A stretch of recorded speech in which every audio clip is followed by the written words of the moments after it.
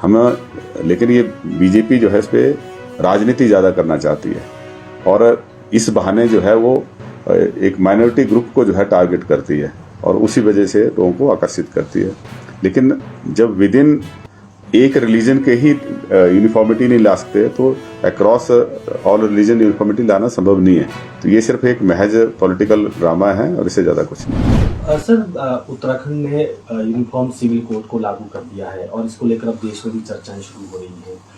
हिमाचल में नेता प्रतिपक्ष ने कहा कि अगर हमारी सरकार होती तो हम दूसरा राज्य बनके इसको लागू करने वाले। आप इस यूनिफॉर्म सिविल कोड को लेकर क्या समझते हैं, क्या जरूरत है आज के समय में, और क्या इसको लेकर इम्प्लीमेंटेशन को लेकर एक राय बन सकती है भविष्य?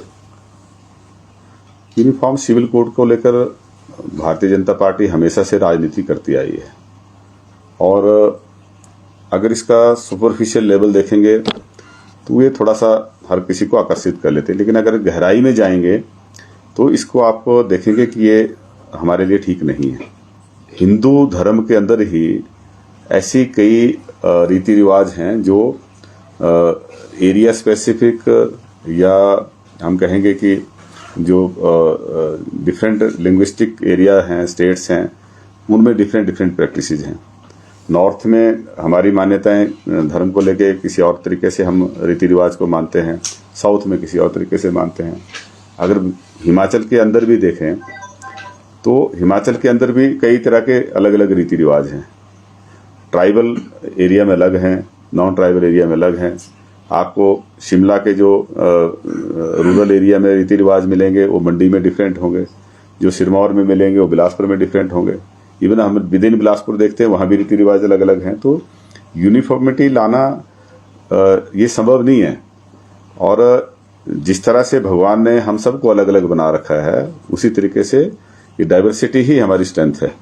हम लेकिन ये बीजेपी जो है इस पे राजनीति ज़्यादा करना चाहती है और इस बहाने जो है वो एक माइनॉरिटी ग्रुप को जो है टारगेट करती है और उसी वजह से लोगों को आकर्षित करती है। लेकिन जब विद इन एक रिलीजन के ही यूनिफॉर्मिटी नहीं ला सकते तो अक्रॉस ऑल रिलीजन यूनिफॉर्मिटी लाना संभव नहीं है। तो ये सिर्फ एक महज पॉलिटिकल ड्रामा है और इससे ज़्यादा कुछ नहीं है।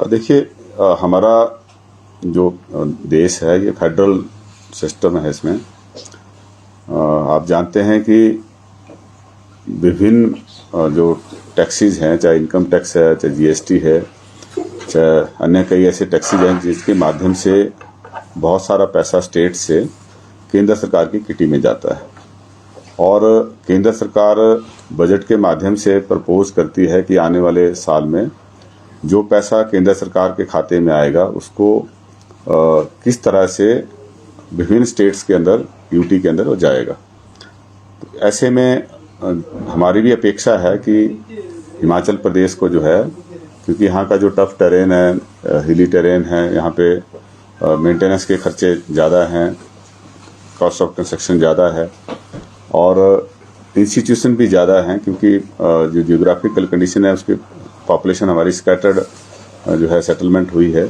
उसी वजह से यहाँ पे इंस्टीट्यूशन भी ज़्यादा हैं और उनको सर्व करने के लिए हमें ज़्यादा खर्च करना पड़ता है।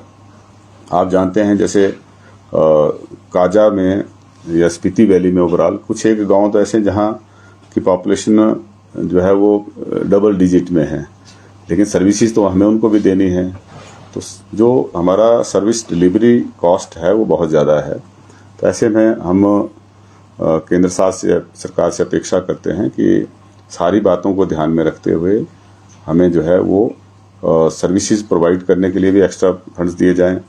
जो कैपिटल एक्सपेंडिचर है उसमें जैसा हमें इंटरेस्ट फ्री लोन दिया जाता है उसको और ज़्यादा बढ़ाया जाए।